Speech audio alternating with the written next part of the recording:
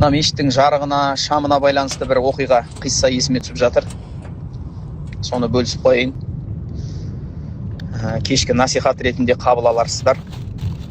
Пайғамбарымыздың заманында Тамим әд-Дари деген үлкен сахаба өткен екен. Ол сахаба пайғамбарымыздың дұғасына іліккен, пайғамбарымыздың қабыл болған дұғасы нәсіп болған сахаба екен. Қандай амалымен пайғамбарымыздың дұғасына ілікті десеңіздер, ол кісі бір күні Мәдина қаласындағы пайғамбарымыздың мешітіне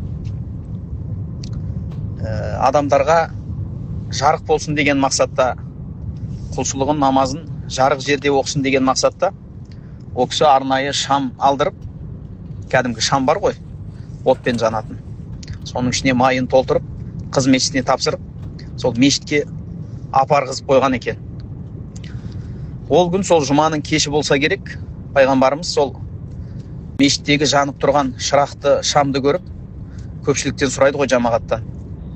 Бұл шамды кім жақты деген кезде адамдар айтады, Тамим әд-Дари деген кісі осы мешітке қыз мешітіне тапсырып тұрып, жарық қылды деп айтқан екен.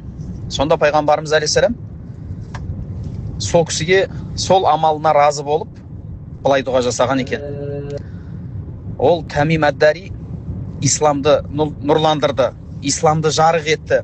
Алла тағала оның дүниесі мен ақыретін нұрландырсын деп дұға қылған екен.